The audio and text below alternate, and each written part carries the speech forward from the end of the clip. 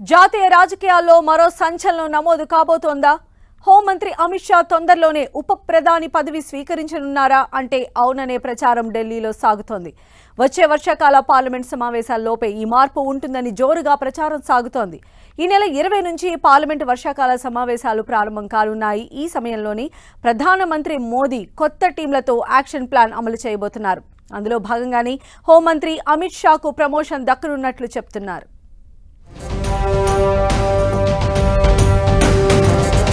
ఉప ప్రధానిగా అమిత్ షాను నియమించబోతున్నారా? సెంటర్ లెవెల్లో భారీ మార్పులుంటాయా?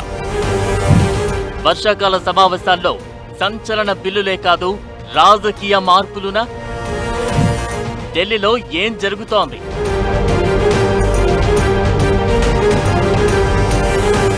ప్రధాని మోదీ కొత్త నిర్ణయాలతో సిద్ధమవుతున్నారు. పాలనాపరంగా, రాజకీయంగా ఊహించని నిర్ణయాలు అమలుకు సమాయత్తమవుతున్నట్టు తెలుస్తోంది. అందులో భాగంగా తన కేబినెట్ సమూల ప్రక్షాళన చేస్తున్నట్టు తెలుస్తోంది.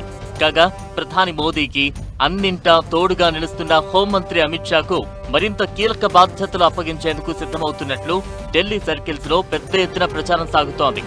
అమిత్ షాకు ఉప ప్రధానిగా అవకాశం ఇవ్వనున్నారనేది ఈ ప్రచార సారాంశం. గతంలో ఎల్కే అద్వానీ వాజ్పేయి ప్రధానిగా ఉన్న సమయంలో ఉప ప్రధానిగా వ్యవహరించారు. బీజేపీ భవిష్యత్తు కోసం వ్యూహాత్మకంగానే ఈ నిర్ణయం తీసుకున్నట్లు చెబుతున్నారు. త్వరలో జరిగే కేబినెట్ ప్రక్షాళనలో ఈ మార్పు ఉండే అవకాశం ఉందని సమాచారం. కేంద్రంలో ఎన్డీఏ పాలన ప్రారంభమైన దగ్గర నుంచి అమిత్ షా హోంశాఖ బాధ్యతలు నిర్వర్తిస్తున్నారు.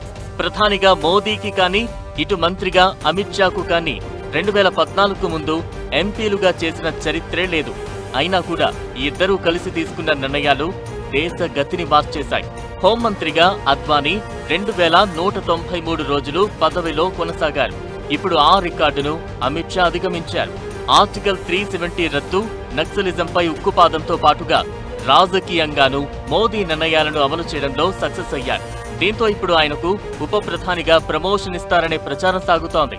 కాగా నిజంగానే అమిత్ షా ఉప ప్రధాని అవుతారా లేదా అనేది ఇంకొన్ని రోజుల్లో స్పష్టత రానుంది. ఇక మంత్రివర్గంలో మార్పుల గురించి ఎప్పటినుంచో గాసిప్స్ సర్క్యులేట్ అవుతూనే ఉన్నాయి.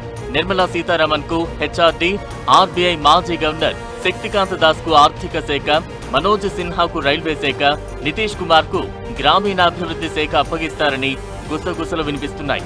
అలానే ఆమ్ ఆద్మీ నుంచి బీజేపీలో చేరిన రాఘవ చద్దాకు విమానయాన శాఖ ఇవ్వడంతో పాటుగా కొందరి శాఖలు మార్చనున్నారని ప్రచారం సాగుతోంది. ఈ వర్షాకాల సమావేశాల్లోనే డీలిమిటేషన్, మహిళా రిజర్వేషన్ల బిల్లు తెస్తారని చెబుతుండగా గతంలో ప్రతిపాదించి వెనక్కు తగ్గిన కళంకిత మంత్రులు, ప్రభుత్వాధినేతలను జైలుకు పంపే బిల్లును కూడా తెస్తారంటున్నారు. మొత్తంగా జూలై 20 నుంచి ప్రారంభమయ్యే వర్షాకాల సమావేశాలు పెద్ద సంచలనాలకు వేదిక అవుతాయంటున్నారు.